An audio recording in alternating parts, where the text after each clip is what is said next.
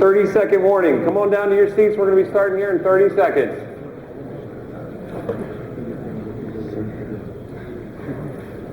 Dave's counting. You know the date today, 10, 11, 12. Wow. It's kind of an interesting date. Cab driver pointed that one out. If you need seats, there are seats on the ends over here. Promise you can see over here. Henry, you understand? You guys must not like that side of the room.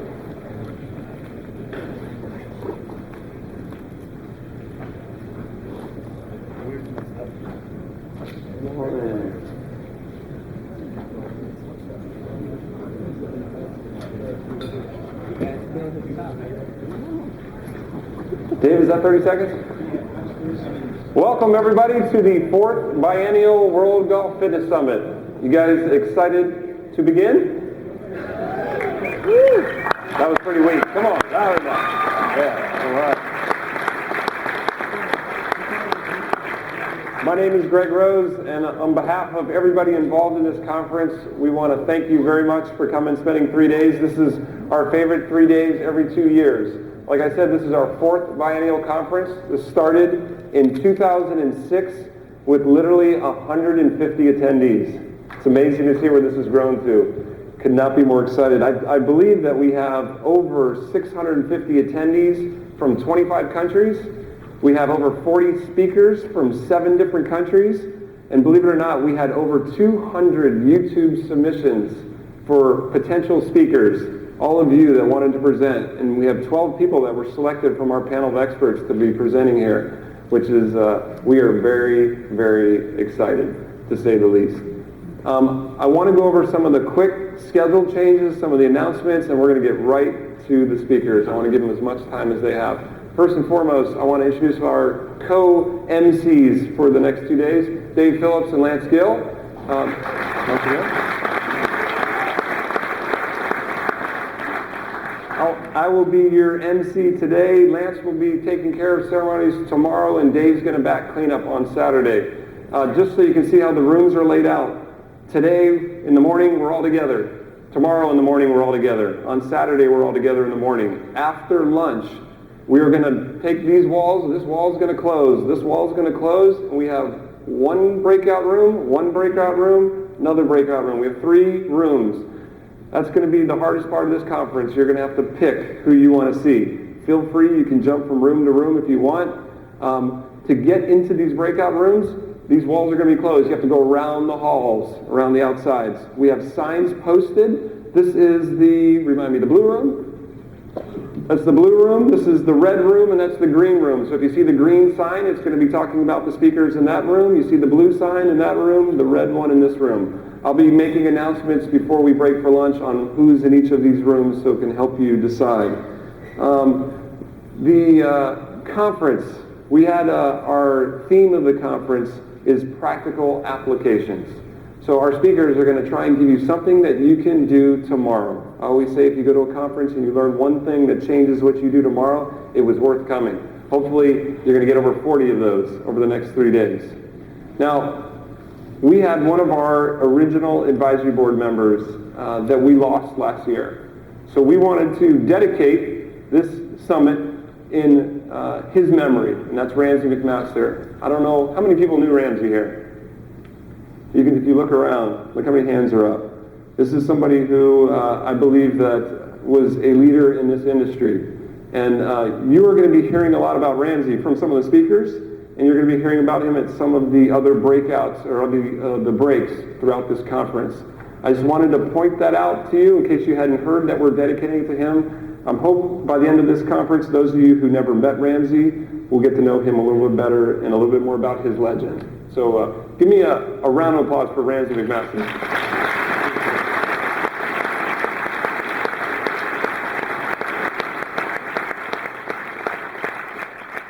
Okay, last 2 announcements. Number 1, you were probably told at registration that the social is not at 6:30, which it says in your booklet. It's at 5:30. Okay, I'll make sure that you remember that as we go through. The social is going to be right outside the doors here. That'll be drinks and hors d'oeuvres. and then we're going to come right back in here at 6:30 tonight. We have a special presentation by Thomas Plummer from 6:30 to 7:30 to end the day. This is going to be a long day, but a long and fun day. And then the most important piece, who's been to summits before? What happens if you're in your seat after the break on time? You're pointing. We have prizes. There is an incentive to be in your chair when the break is over. We will call out names. If we call your name, we have something that I'm confident you don't have from Mr. Scotty Cameron. And if you're not in your chair, what happens? We pick another name. That would suck. You don't want to be that person, right? Make sure you're there. Okay, so without any further ado, we are going to get to the first presenter. I'm going to say two quick little things about Mr. Claude Harmon. I think growing up in his household, I don't think success was something that they thought about. I think it was expected. When you had a grandfather who won the Masters in 1948, you have a father who's been the #1 golf coach in the world for a long time. You had 3 uncles who are the top 100 instructors. Again, success was not an option. It was expected. So I think it was to nobody's surprise that this year one of his students is now carrying the claret jug. Please help me welcome somebody that I'm very honored to call my friend, Mr. Claude Harmon III.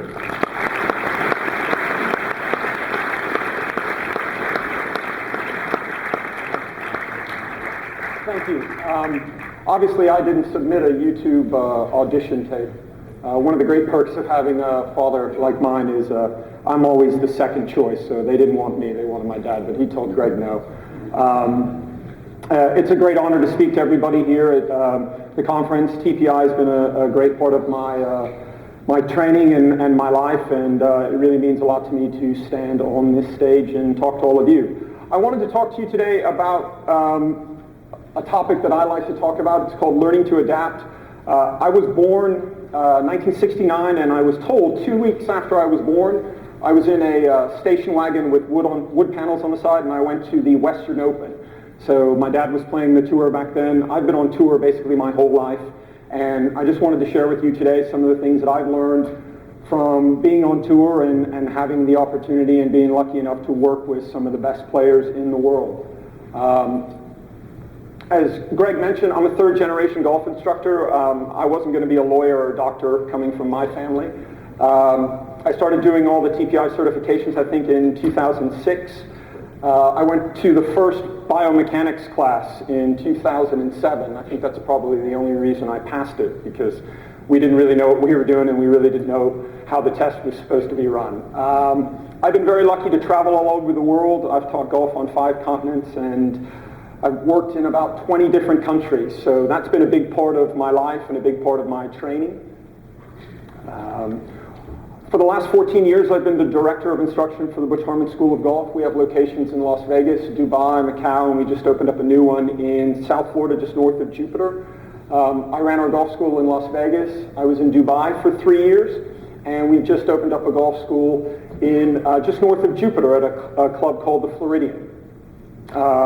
I've been very lucky, as I mentioned, to work with some of the best players in the world. I moved to London in 2001 and started working full-time from 2001 until 2006 on the European tour, working with different players. I was very lucky in the early stages of my teaching career to work with some of what I consider to be the best young players in the world. I worked with Graham McDowell for a while, got to work with Adam Scott. I did some work with Darren Clark and worked with Trevor Immelman. Trevor was really the player that I kind of started my tour career with. I currently work with Ernie Els, back after an 8-year breakup, back with Trevor Immelman, which is pretty interesting to come back after 8 years. Work with Steve Marino, and on and off tour I helped my dad with Dustin Johnson and Nick Watney. The major influences of my life have shaped the way I think about teaching and the way I think about golf instruction as a whole. My grandfather, as Greg mentioned, won the Masters in 1948. I think he had a 10-shot lead going to the back 9. If I'm correct, he hit it in the water on 13 and 15 and still won by 5 shots. He was a club professional. He worked at Wingfoot for, I believe, almost 30 years. And I was lucky enough in 1987 to go to the Masters with my grandfather while he was still alive. And every morning I got to sit in the champions locker room and have breakfast with him. And it was an amazing experience. One morning I think we had breakfast with Byron Nelson and Gene Sarazen. The next day we had breakfast with Seve Ballesteros and some of the great players of golf. But one of the things that he used to tell me when I was growing up is, it's only what you learn after you think you know everything that really matters. And there have been a number of times in my life, and I'll be honest, where I thought I knew everything. Certainly coming from the family that I've come from and having a father like mine and the players that he's worked with, I really thought that there were times in my life and my career that I kind of knew everything. And it's really, really been an interesting process over the last 15 years of my life to realize how much I don't know and how much I still have to learn. And that's something I think about every day when I'm giving golf lessons and when I'm working with players. The second major influence of my life is obviously my father, Butch Harmon. My dad has always instilled in me to try and find the cancer of the golf swing, to try and find the one thing that's going to help our students get better. I know that my father has become famous for teaching golf, but I don't think any of you realize how much he enjoys teaching golf and how seriously he takes golf instruction. And when he gives golf lessons, it's really, really important to him that he finds what the cancer of the golf swing is, and he wants to fix that. And I've watched him give lessons for the last 20 years of my life, and he will give a golf lesson, and for an hour, 2 hours, he will find one thing, and he will stay on that one thing. He won't get off that until he fixes that. He might find 10, 12, maybe 15 different ways to say that one thing, but he will stick to one major theme in his golf lessons, and he will try and fix that. He always challenges me to be better today than I was yesterday. I get to go to work with my dad on a pretty much regular basis, and our office are, at the moment, tour events, the Masters, the US Open, some of the biggest golf tournaments in the world. And when I'm around him, it's interesting for me to realize how much I still need to learn and how good he really is. I consider him to be one of the giants of golf instruction, and when I'm around him, he forces me to kind of be a better instructor and to think about the way I teach, and I'm very lucky to have that experience. He believes in keeping things simple, and that's certainly something that I've tried to do throughout my life in golf instruction. I think he does that probably better than anybody in the world. He keeps things simple. I think that's one of the reasons why he's been so successful on tour, and one of the reasons why the best players in the world continue to try and seek his counsel. Tiger Woods has been probably the biggest influence of my life from a player standpoint. We met Tiger Woods in 1993, and from 1993 until 2002, I got to spend a lot of time with Tiger, and those were kind of his formative years. I learned a ton of things from him. Having access and being around him was really a great experience. Tiger tried to turn all of his strengths into weaknesses. These are all somewhat cliches, but I promise you, for him, they're true. He turns every single weakness he had into a strength. When Tiger turned pro, he was an awful wedge player. He was terrible out of bunkers. And he turned all of these weaknesses into strengths. Whatever shot he needed to learn, whatever shape he needed to hit, whatever he needed to do to get better, he was always willing to do that. He has a thirst for knowledge that I think is unsurpassed by any athlete that I've ever met.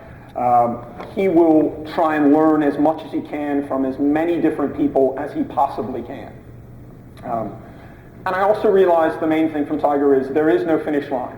His strive and his want to get better is second to none, and I don't think that he gets nearly enough credit for how hard he works and how much he wants to continue to improve given his achievements. We met Tiger in 1993, and this is the video of the first golf lesson he came and took from my father. He had just lost in the quarterfinals of the US Junior in Houston, Texas. I actually was shooting this video. He didn't have a glove or a pair of shoes. He's hitting golf balls in running shoes. Earl Woods brought him over. He hit the golf ball about as far in 1993 as he hits it today. He had MP17 irons. He had a TaylorMade Flex Twist driver with the black and white shaft. He used a MaxFly 90 HT golf ball and could hit an 8-iron 200, 215. My dad asked him, you can see the date on the camera is August 25th. My dad was working with Greg Norman at the time, and Greg had just won the British Open and gone back to #1 in the world. So it was pretty tough to impress my dad at that point. And we saw this kid, and he was pretty skinny, and he started hitting golf balls. We'd heard a lot about him, but we'd never seen him hit golf balls up close. And when he started to hit golf balls, it was so different than everybody else that we had seen. At that point, my dad was working with Greg Norman. He'd worked with Davis Love. He'd worked with Steve Elkington. And he'd been around great players. But to see that type of speed and to see that type of power was unbelievable. My dad asked Tiger, "What's your philosophy? How do you play golf?" And he says, "I'll be 100% honest with you. I swing as hard as I can and hit it as hard as I can on every shot. I have no idea where it's going. But," he says, "I hit it so much further than everybody else that I know I can hit it down there. If it's in the trees, I'm going to be 60, 70, 80 yards past everyone else."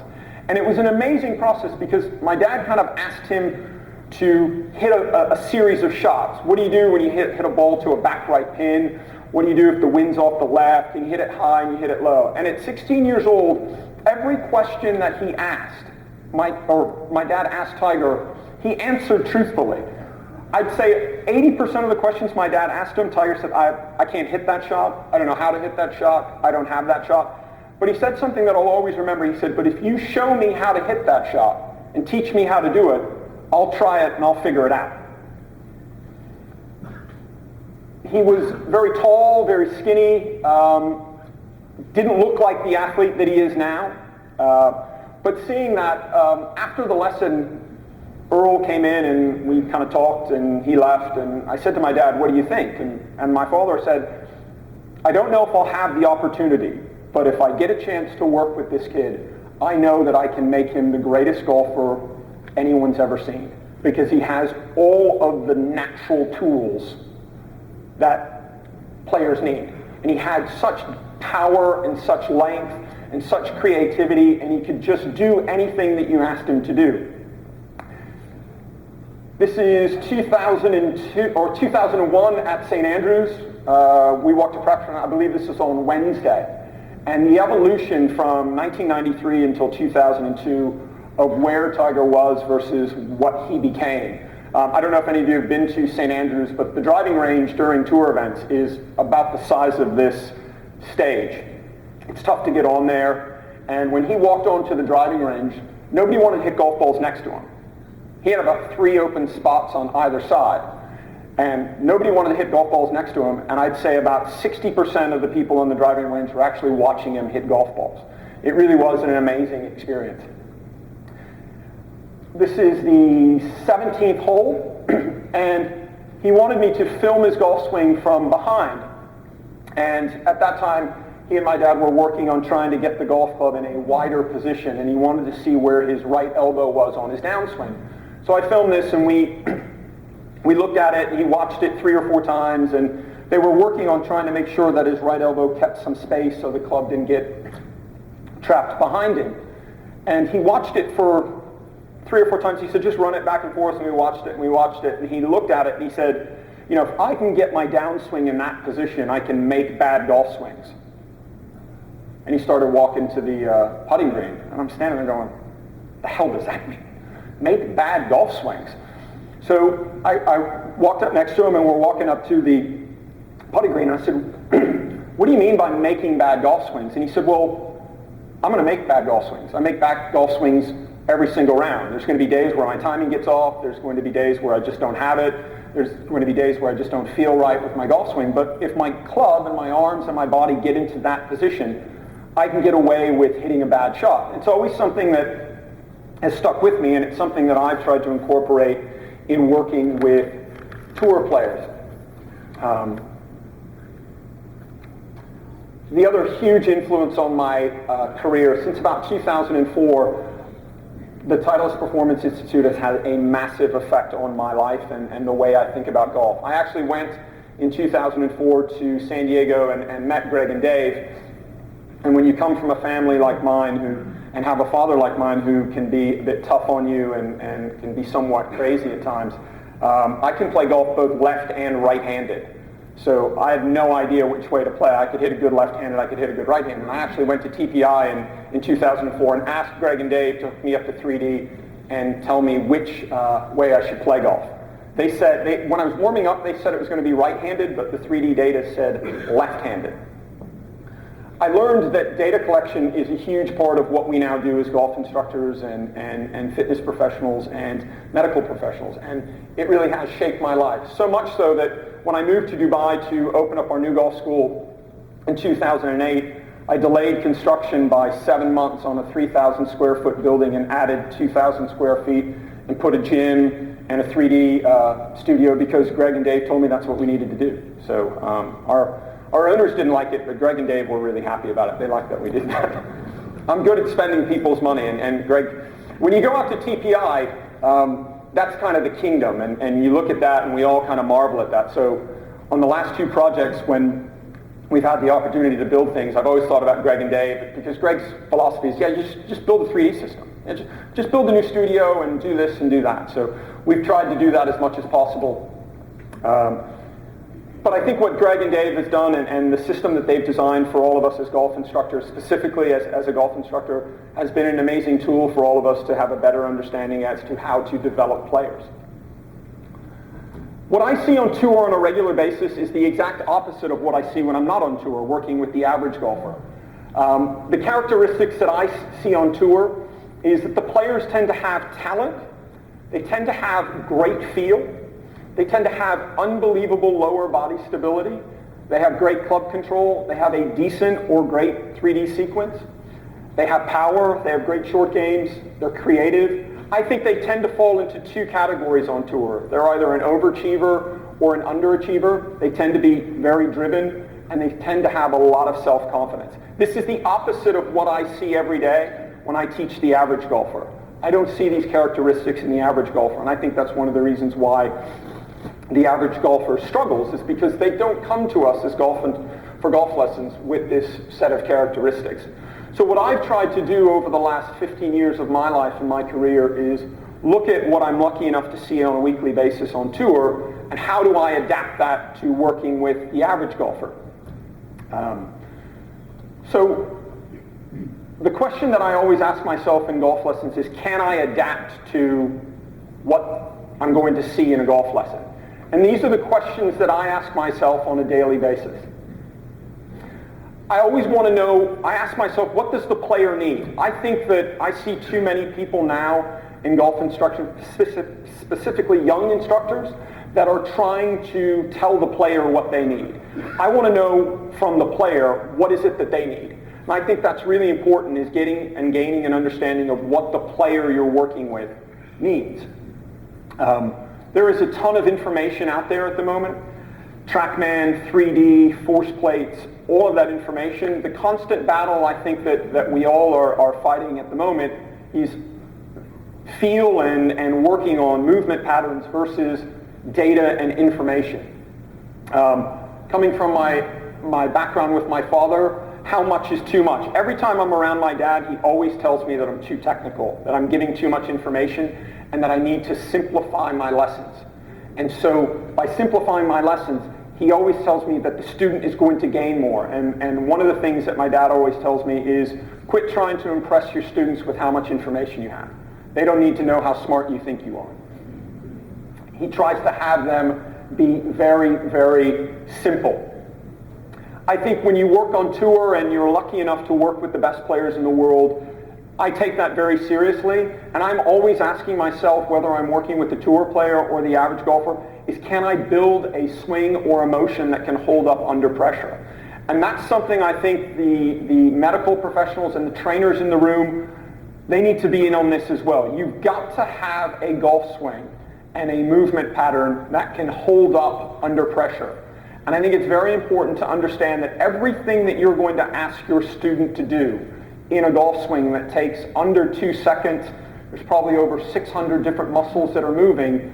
Every single time they make a golf swing, they basically have a gun to their head. That's the pressure they're under, especially on tour, but for the average golfer as well. And I think it's important that we have an understanding of building a golf swing and building a motion that they can take to the golf course and play with.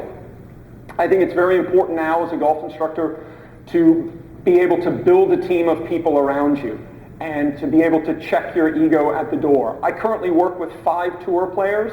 They have 5 different body styles. They have 5 different golf swings. They have 5 different trainers. That's pretty difficult to manage. And I think if you can start to look at working with players, whether they're at your club, whether they're good amateurs, whether they're elite golfers, or whether they're tour players, you almost have to look at what you do now like you're an NFL football coach. You've got to manage what these players do. You've got to get an offensive coordinator, you've got to get a defensive coordinator, you might need special teams, you need trainers and people around you.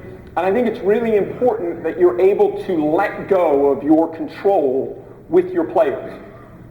Nick Watney won the Barclays this year, and at the request of a good friend of our family, Sam Reeves, Sam knows Daryl Kessner, who was in the area. He sent Nick over. Nick got some help with Daryl with his putting.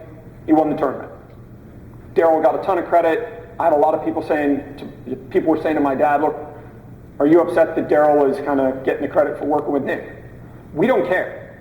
All I care about is if the player succeeds. If the player shoots lower scores, if the player wins, that's the most important thing for me, and I think it should be the most important thing for all of us sitting in this room. We need to be much more focused on what the player needs and what we can do to help them get better, as opposed to what we can do and how much information we can try and impress them with, in my opinion. I'm going to talk about 3 different types of players that I currently work with. An older player who's a kind of a legend of the modern game, a golfer that is very athletic, and then what I would call the non-athlete.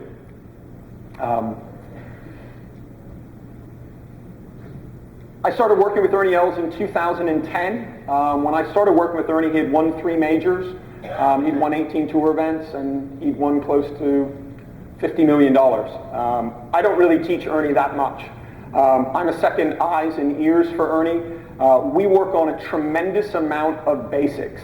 I've never worked with a player that is more feel-oriented than Ernie. Ernie doesn't want to use 3D. He doesn't want to use K-Vest, force plates, D-plane, TrackMan. He doesn't want to use any of that.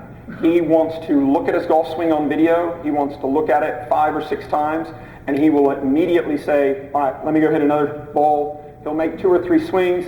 He'll want to come back and look at it on video. He's very, very feel-oriented, and he can look at golf swings and look at his movement pattern and then feel where the positions is. I think that's very rare. I don't think a lot of people have that. But I've had to adapt as a golf instructor to the way that Ernie works and the way that he wants to work on his golf swings. There's a number of times over the last 2 years before Ernie won the Open Championship this summer where obviously he was struggling. And his putting was a big issue, but his putting was causing some issues in his golf swing. And I really wanted to try and get more technical and get more data and get more information. And I realized that if I did that, it was going to, for Ernie, as the player, it was going to confuse him. And that's not what he wanted. And it took me about 6-7 months to understand how Ernie likes to work. And I think that's really important for all of you as well. You have to have an understanding as to how the customer or your player wants to do things. And I think that I have attempted in my life to try and to adapt to what the player needs and what the player wants. It's very easy, I think, to just kind of push someone into a direction that they might not want to go. Ernie had, he's 42 years old, he's big, he had a left ACL rupture. He had surgery in 2004. His trainer is Vern McMillan, who is an Australian, used to work for the VIS down in Australia. Really smart guy. I spend a lot of time with Vern on tour. We walk practice rounds, we walk tournament rounds, we talk a lot about his golf swing. This is some video from 2004, and if you notice, Ernie's left leg and left foot is very, very stable. When he came back from knee surgery, like the majority of our athletes and our golfers, he came back way too early. And what he developed on his left leg, or his lead leg, was a very bad motor pattern. It's not as bad with an iron, but you're going to see his left leg, his left foot specifically, slide out. And I think it just was a pattern. The foot's not as bad there, but he just developed a bad motor pattern. There's nothing wrong with his left leg. There's nothing wrong with the knee. The knee's strong. But when he came back, specifically with hitting a driver, he came back way, way too early. And as a result of that, he developed a bad pattern. His spine would tend to back up, the foot would give out, and it was tough for him to really sequence his upper body over his lower body. As a result, earlier this year, around Tampa, he just started picking up his left leg and his left heel, very similar to the way Jack Nicklaus used to do there, in an effort to try and have a little bit more stability in the foot. It's not a move that I would ever teach. It's not a move that I've ever liked in the golf swing. Certainly from a more modern standpoint, I like a more lower body stability move where the legs are much more quiet. But he hit golf balls before going to Tampa on a tournament which he had a chance to win. And I turned on the television on Thursday, and he's hitting golf balls and he's lifting his leg up like Jack Nicklaus. Never called me, never asked me about it. That's just what he started to do. And he started to hit it really good. And about 2 weeks later, I got to spend some time with him, and I asked him, and he said, I was on the range warming up on Tuesday, and I was trying to think of a way to get behind it more, and also a way to try and get through it better, and I just decided to pick up my left leg. Again, that's something as an instructor I have to adapt to. It would be really easy for me to sit there and say, I don't understand why you didn't call me, and ask me if that was the right thing to do.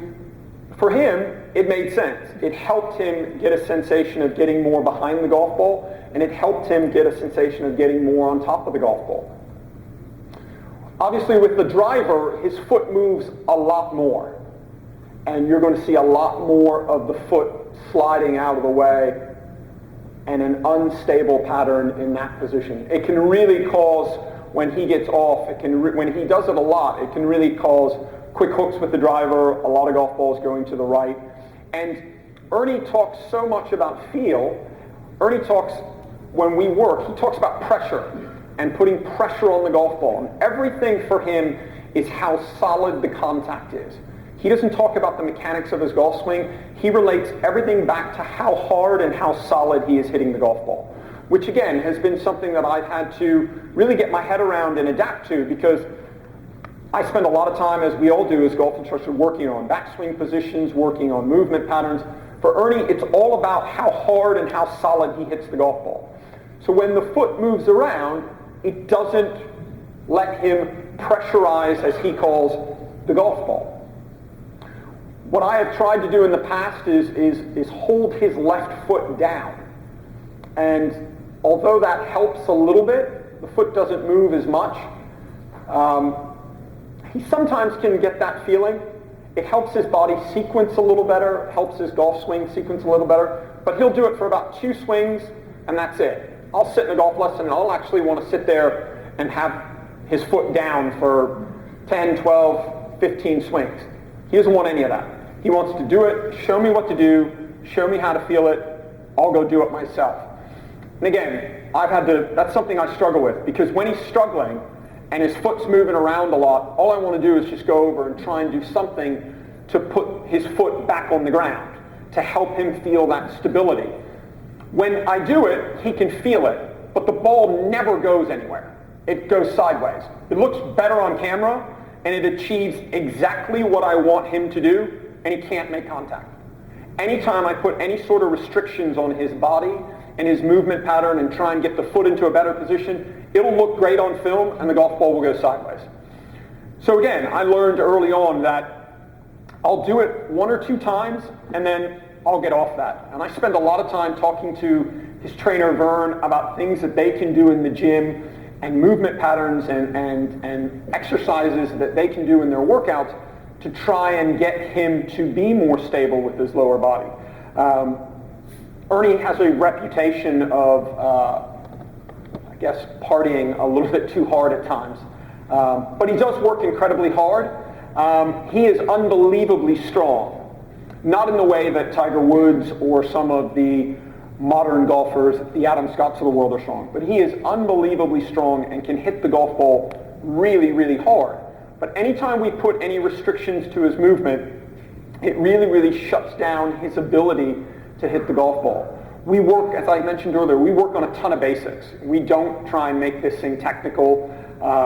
Ernie likes to go out and play practice rounds late at night by himself, which is great for me because I'll get the phone call at 10 o'clock and he'll say he's coming to the golf course at a tour event, and I'll wait until 6 o'clock and then he'll show up at 6 o'clock and then we'll go play 9 holes. He likes to go out by himself and just work on feelings and shots. And he's unlike any player that I've ever worked with where it is so non-technical and non-information based. And it's been a really, really interesting process to work with Ernie. Seeing him win a major this summer was not only gratifying for me, but I think it's also great for Ernie to kind of get back and to where he belongs in winning majors. He's won majors in 3 different decades, and he's won the majority of his tournaments in the Tiger era. And I think that's something that he's gone head-to-head with Tiger probably more than anybody on the planet. And through an injury and through a lot of second-place finishes and losing tournaments, I think he is one of the game's great, great players. As I mentioned before, I've had the opportunity to reconnect after a 8-year breakup with Trevor Immelman. I worked with Trevor from 2002 until 2004. Trevor was kind of my guy. I left the golf school in Las Vegas where I was director of instruction, and in 2001, I promise you, I thought I knew absolutely everything you can know about the golf swing. From 1999 until 2001 in Las Vegas, we basically saw the best players in the world. And I got access to the best players in the world. I got access to the greatest player in the world. And I thought I knew everything. And when I moved to London in 2001 and started working on tour, I realized how little I knew. But Trevor was my guy. And I made a conscious effort when I started working with Trevor in 2002. For the first time in my life, I didn't call my dad. I wanted all of the changes that we made with Trevor's golf swing to be my changes. I thought it was my opportunity to try and learn and figure out if I actually knew what I was doing. In the 3 years that I worked with Trevor, I think he won 5 tournaments. Really, really an amazing experience to work with a really good young player. In 2009, Trevor had some cartilage damage. He had wrist surgery. I think he's had to shut things down twice in that process to where the wrist hasn't been able to withstand his 6-hour ball beating sessions. We have had to, in coming back since August, we have had to dramatically cut back how much we hit golf balls. Trevor loves to hit golf balls. When we worked on the European tour, we would get to the golf course at 6 o'clock in the morning. We'd hit golf balls for about 2 hours. We'd go play 18 holes, and then we'd come back and we'd hit golf balls till dark, sometimes 3-4 hours. We pretty much closed the driving range on every European tour event, on every single day, on every single week. They had to kick us off the driving range. He loves to hit golf balls. I think that's one of the reasons why he's had so many wrist injuries. His trainer is Dave Herman, who has Superflex bands outside for all of you to get a chance to take a look at that. I try and sit in with Trevor. I come up to Orlando. I try and sit in on my visits up here. I sit in on pretty much all of his workout sessions. And Dave and I have a great relationship, and we talk a lot about the direction that we're trying to go with Trevor. From 2000, I think really from about 2006 until I started working with Trevor again and talking to Dave, they had gotten away from working a lot of lower stability stuff, and that was one of the things that I thought made Trevor one of the great ball strikers on tour. This is some video from 2002 where I thought Trevor had one of the best golf swings on the planet. This is some recent video of, I think, 2-3 weeks ago.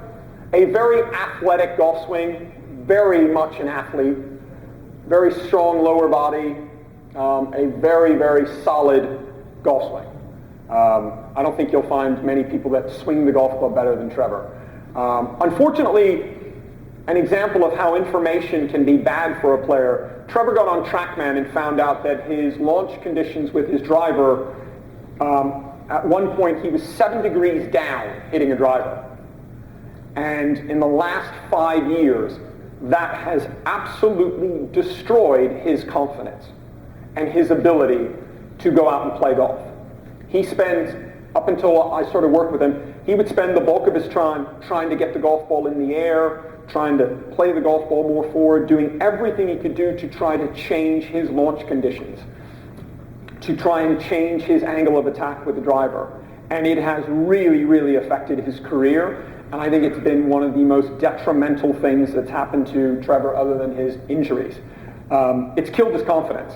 And I had a 2-hour conversation with Trevor last night from the driving range in California, and all he talks about is, I need to get the golf ball higher, I need to hit the golf ball more in the air, I can't play, I hit the golf ball too low, what do I do? And I say, Trevor, you won the Masters in 2008. Can't hit the golf ball low and win around there. But the information and the data is still in his head, and it is a constant battle on a daily basis with a player like that who loves information. He's the opposite of Ernie Els. He's an athlete, he loves information, he wants to see his golf swing on video. He'll call me. I've got 4 text messages from Trevor last night through dinner saying, what do you think about this move? Should I get the club in that move? He wants the information, but the information hasn't been good for his golf swing. And I've tried to teach him to somewhat adapt and say, listen, you've got to get away from taking all of this data. I don't want him on TrackMan anymore. Every time he gets on TrackMan, his confidence just goes straight downhill, and he starts believing that he can't play because he can't get the golf ball high enough because a $30,000 machine tells him his angle of attack's too low. He's won 9 golf tournaments and close to $12 million. And he's convinced, because TrackMan tells him his angle of attack is too low, that he can't play golf. And I think it's something that's really, really important. You've got to know when to use data and when not to use data, because it can have a really detrimental effect to your players.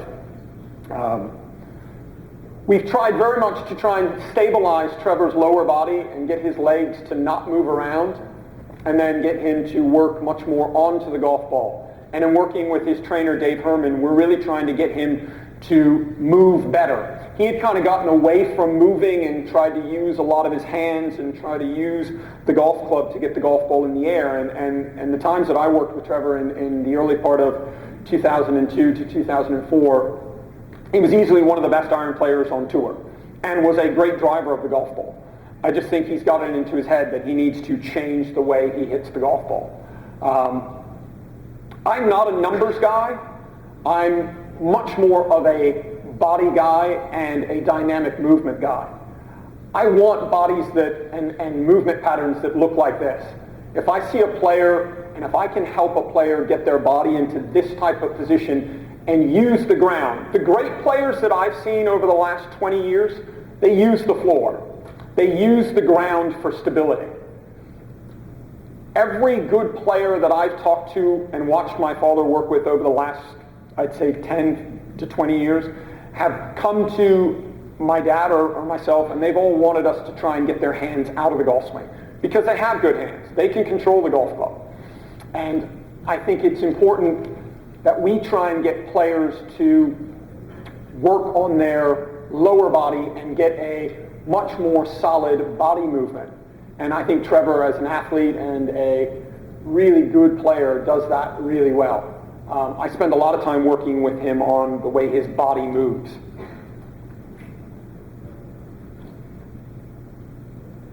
This would be the non-athlete. Steve Marino. He's had 4 second-place finishes on the PGA Tour. He's won almost $9 million. I started working with Steve last year, right after he had left meniscus surgery. He is not an athlete. And if the PGA Tour media guide says he weighs 180 pounds, he doesn't weigh 180 pounds. It also says Trevor Imland's 5'9", and he's not 5'9". When I started working with Steve, he is a deconditioned person. It's never worked out. He hits a ton of golf balls. He likes to hit golf balls. He had surgery in 2011. We worked on stabilizing his lower body, trying to get his golf club in a better position.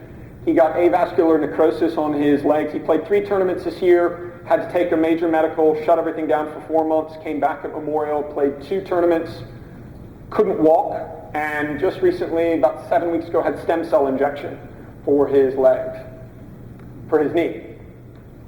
There's a reason why he has knee problems, and it's because of his golf swing. His golf swing is destroying his body, and he's one of the best ball strikers on tour.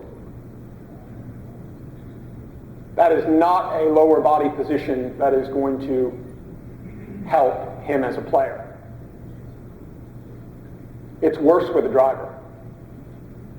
So if you want to know why players get hurt, it's because of golf swings like that. He has no stability on his backswing, but he gains stability on his downswing somehow. And he hits a ton of golf balls. So a lot of what I do with Steve is to try and get his lower body more stable. It's a struggle. He hates video. He hates technology. All he wants to do is hit golf balls and play golf. I try and film his golf swing. He says, you've got 2 minutes to film my golf swing, and then I want all the cameras away from it. I don't want to look at it. He doesn't want to look at his golf swing either, by the way. I never show him any of this information. This is all for my thought process and for me to look at. But we are dramatically trying to change that position because right about now, he destroys his body by doing that move. It's a move that helps him hit the golf ball really, really solid.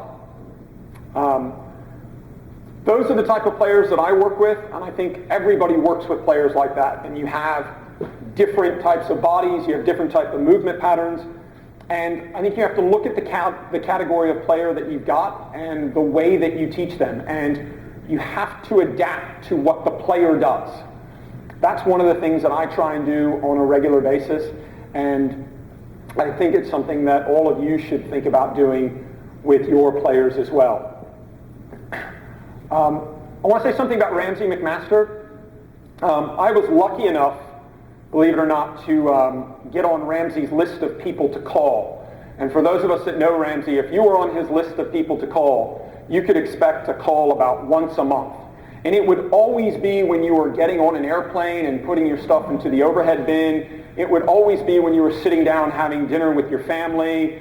It would always be when you were at a sporting event, walking into a movie. Ramsey would call, and you could guarantee that it would take you a minimum of an hour to get him off the telephone. So what I started to do is when Ramsey would call, I wouldn't answer the telephone.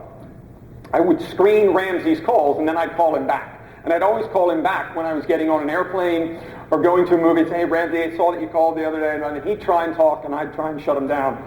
Unfortunately, he wouldn't always call from his mobile, so I'd get the unknown number, and I'd pick it up, and I'd always pick it up, and he'd go, Claude, how you going? I go, Ramsey, how are you, Ramsey? And it would just be an hour of information and things. I miss him every day, and I know a lot of you in the audience do as well. He was a marvelous human being, and we as a golf community are, our golf community is lessened without Ramsey being around. And for those of you who didn't get a chance to meet him, he's an unbelievable guy, and he was a special person. Last thing I want to say, and it's just something I just kind of want to throw out there because it's the way that I think about golf instruction. I teach golf for a living. I'm not a scientist. I'm not a biomechanist. I majored in political science, history, and ceramics. I made 210 on the SAT in math. Numbers and data are not my specialty. I have gotten help in those areas with 3D from people like Greg Rose and the biomechanist, guys like James Lights with TrackMan and D-Plane and stuff like that. I've really tried to learn that stuff. It doesn't come easy for me, and I really tried to learn it. But I'm not a scientist. I'm a golf instructor, and I think there's a worrying trend in our industry from a golf instruction standpoint where I see so many people on Twitter, Facebook, blogs arguing over data. and arguing over whose data is right. I've got the right data, I've got the right golf swing. If you don't do what I say, if you don't do this, you don't know what you're doing. And I think that's a dangerous direction for our industry to be going in.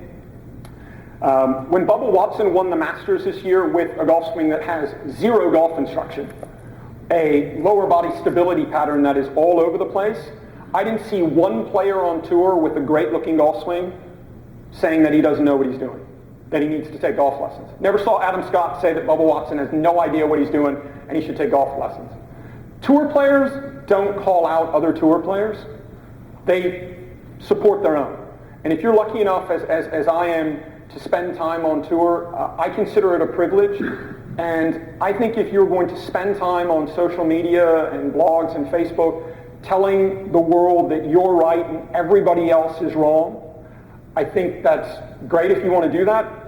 But I would implore you to back up your data, and I hope your players, whether they're amateurs or tour professionals, are winning a lot of golf tournaments and winning big golf tournaments. Because at the Ryder Cup 2 weeks ago, I had dinner with two people that I have a tremendous amount of respect for. Pete Cowan, who I think is one of the great golf instruction minds in the world, works with the majority of the European Tour players and works with the best European Tour players. I had dinner with Pete, and I had dinner with Sean Foley. Believe it or not, I have a tremendous amount in common with Sean, because every day of Sean's life and every day of my life, all we hear is how great my father is. I don't agree with everything that Sean teaches. I don't agree with everything Pete Cowan teaches. I don't agree with everything that my dad teaches. But I have a tremendous amount of respect for those people, and I have a tremendous amount of respect for everybody that teaches golf. And I see a lot of angry people teaching golf and who are mad and who want fights and who are trying to create anti-summits and no golf instruction and I want all the players and you don't need anyone else but me. I think that's a worrying trend, and I would really, really hope that all of us in this room realize how much information is out there. Information is power, but I hope that we can be a little bit kinder and a little bit more gentler with each other, and rather than try and tear each other down and try and prove to everybody how smart you are, try and learn as much as you can and realize that there's room in this stage this week, and there's room in golf instruction and data collecting for everybody, and just be careful on how much you want to try and tear everyone's reputations down by trying to prove to everybody how smart you are. Thanks very much.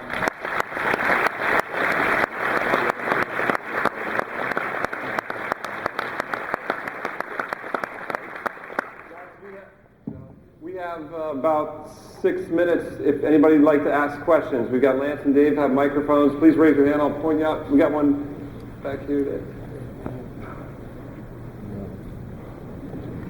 Is Trevor left-handed, playing right-handed? He is left-handed playing right-handed. Is that why he's a good iron striker and not so Yeah, I mean, one of the things Trevor is he's a very good tennis player. And I think, you know, the movement pattern that he has, it helps him, definitely. He can actually hit shots left-handed, and he actually hits them pretty good. Very similar to Phil Mickelson.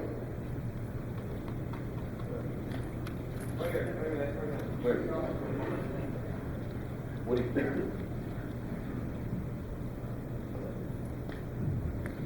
You said about tour there about overachievers, underachievers. Can you elaborate on the guys you work with and what you find the difference between the two? Darren Clark would be the classic underachiever. Probably more talent than any golfer that I've ever seen, and it is a 100% mystery to me and the people around him and the people that have gotten to spend time with him how he hasn't won more tournaments and more majors. With the talent level that he has, he's an underachiever. I would look at someone like Jim Furyk or the guys that don't have the classic beautiful golf swings, who go out, who have great short games, who they overachieve. They fight. Zach Johnson, to me, is a great overachiever, because not to discount the fact that he's not a great player. Zach is, I think, one of the best players on tour. But there are guys on tour. Dustin Johnson, we play practice rounds of Ryder Cup. Dustin Johnson hits it 80 to 100 yards past Zach Johnson. That's a tough thing to overcome. And he's one of the best players in the world. easily one of the best ball strikers in the world. I think the overachievers that I see stick with what they do. One of the things I love about what Zach does is he and Mike Bender, he plays with the shut club face and he works with it. They don't change it. I worked with Graham McDowell on 2 different occasions in 04 and then again in 06. And I got unbelievable video that I couldn't find that I wanted to bring you where Graham's right knee is flexed and the club face is in a square to a little bit open position. And he literally couldn't get the golf club on the ball.